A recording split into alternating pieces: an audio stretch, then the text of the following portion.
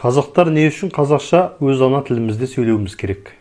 Қазақша сөйлесек, ұлтымызды сүйеміз, тарих мәдениетті білеміз, салт дәстүрді үйренеміз, ұлт болып, қазақ болып қаламыз деп көп айтылып жүрген жауаптарды айта беруге болады бұған. Бұл жауаптардың барлығы дұрыс, әрі оны бәрі біледі, естіп те жүр. Мен бүгін бұл тақырыпты қиындатпай-ақ не үшін қазақша сөйлеу керекпіз дегенге сәл басқаша жауап беріп көрейін. Бұл жауап балаларға, жастарға арналады.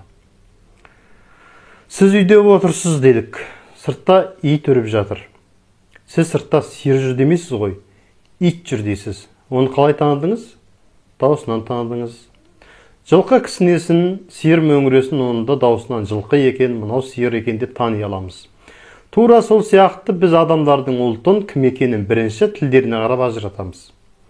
Мысалы, бір азияттардың киносы шығып жатыр дейік. Корей ма, Жапон ба, Моңғол ма, Қытай ма, біз түрлерінен тани алмаймыз. Тілдерін тыңдап барба, мынау корейше сөйлеп жатыр. Корейлер екен ғой дейміз. Европалықтарды да тура солай француз, анау ағылшын, мынау неміс екенін сол тілдеріне қарап ажыратуға болады. Түрлерінен тани алмаймыз. Демек, тіл дегеніміз ол ұлттың паспорты екен. Мен Қазақстан Республикасының азаматы екенімді қалай дәлелдеймін? Паспортымды көрсету арқылы дәлелдеймін. Сол сияқты қазақ екенімді адамдар тіліме қарап барып ажыратады. Әйтпесе қырғыз, моңғол, тіпті Қытайға да ұқсауымыз әбден мүмкін. Кейде тіпті Европаға да ұқсайтын қазақтар болады.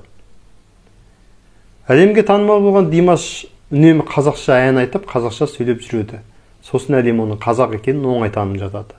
Қазақ тілін естімеген, білмеген адамның өзі мына әнші қай тілде сөйлеп жатыр деп интернеттен Димаш туралы қарап, қазақ деген елден екен ғой деп біліп алады.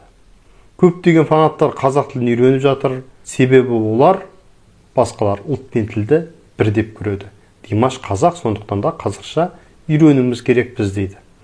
Ендеше өз тілін біліп сөйлеу деген ол ең бірінші әлем алдында өзінің кім екенін, қай ұлты өкіл екенін таныту екен ғой.